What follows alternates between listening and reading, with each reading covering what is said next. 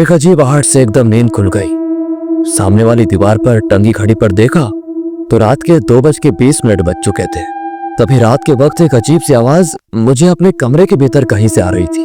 आवाज जैसे कोई अपने नुकीले नाखूनों से जमीन को रेत रहा हो या लकड़ी को खरोच खरोच के जगह बना रहा हो, इस तरह की आवाज थी वो। उस आवाज को सुनकर तो मेरे डर के मारे गला ही सूख गया था। प्यास बहुत लग रही थी पर मेरी उठने की हिम्मत नहीं हो रही थी। काफी देर ऐसी आंखें बंद करके मैं बेड पर लेटा रहा, पर वो आवाज वो थमने का नाम नहीं ले रही थी। अब इस बात का मुझे तो यकीन हो चुका था कि वो जो कुछ भी था मेरे बहुत करीब था। उस अजीब सी खौफनाक आवाज ने मेरे दिल के अंदर तो इतना खतरनाक डर बिठा दिया था कि मैं अपनी सांसों को बहुत धीरे ले रहा था ताकि उसको सुनाई न दे, और मैं धीरे धीरे अपनी सांसों को लेता गया। वो चीज क्या थी ये देखने की मेरी जरा भी हिम्मत नहीं हुई, पर कब तक ऐसे लेटे रहने का ढोंग करता मैंने बड़ी मुश्किल से हिम्मत जुटाई। गौर से उस आवाज को सुनने की कोशिश करने लगा ताकि मुझे ये पता चल जाए कि वो आवाज आ कहां से रही है। फिर कुछ पल के लिए मैंने अपनी सांसें तो रोक ली, पर उस वजह से दिल की धड़कन बहुत तेज होने लगी। अब दिल तो जोर जोर से धड़क रहा था, पर मेरे कानों के पर्दों पर हर एक धीमी आवाज टकरा रही थी और मेरे दिमाग को सचेत कर रही थी बार बार।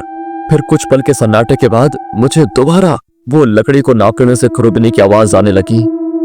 अब उस आवाज की दिशा ने मुझे चौकन्ना कर दिया था। मैं समझ गया था कि वो आवाज कहां से आ रही है। बिना आवाज किए मैंने धीरे धीरे अपने ऊपर कंबल ओढ़ना शुरू किया। कंबल सिर तक ओढ़कर सिर्फ आंखें खुली रखी मैंने। दीवार से सटक कर लेटा मैं अब बेड के दूसरी तरफ सरकने लगा। बिना आवाज किए मैं धीरे धीरे अपने बेड के नीचे झांकने लगा, क्योंकि वो आवाज मेरे बेड के नीचे से आ रही थी। फिर मेरी नजरें उस बेड के नीचे फैले हुए डरावने अंधेरे पर गई। मैं वहीं उस आवाज को तलाश रहा था, पर अचानक वो आवाज आना बंद हो गई। एक खौफनाक जानलेवा सन्नाटा पूरे कमरे में फैल चुका था। उस सन्नाटे में मैं अपने दिल की तेज धड़कनों को साफ साफ सुन सकता था। फिर मेरी नजर सामने घड़ी पर गई और पता चला कि धीरे धीरे हर सेकंड बढ़ती भी सुई 2:30 पर रुक गई।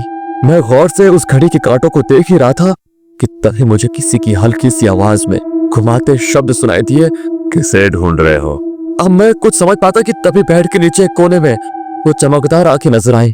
मैं उन्हें गौर से देखने लगा और अगले ही पल एक डरावनी काली इंसानी आकृति मेरे ऊपर झपकी और एकदम से मेरी नींद खुल गई। डर के मारे दिल इतनी जोर से धड़क रहा था कि मानो सीना फाड़कर वो बाहर आ जाएगा। गला पूरी तरह सूख चुका था, पर मैं ठीक था। वो सिर्फ एक सपना ही था, एक डरावना सपना। पूरे कमरे में उस बल्ब की सिर्फ हल्की रोशनी बिखरी हुई थी और उसी रोशनी से सामने दीवार पर टंगी घड़ी पर मेरी नजर पड़ी। रात के करीब 2:20 थे। खुद को महफूज पाकर मैं दोबारा सोने की कोशिश करने लगा, पर रह रहकर मेरे दिल में ख्याल आ रहा था कि अब मेरे बेड के नीचे कोई है तो नहीं सच में। पर नीचे देखने की मेरी सच में हिम्मत नहीं हो रही थी। मैं चुपचाप लेटा रहा, पर दिमाग में फिर वही डरावने ख्याल आ रहे थे कि अगर वो सपना सच हुआ तो।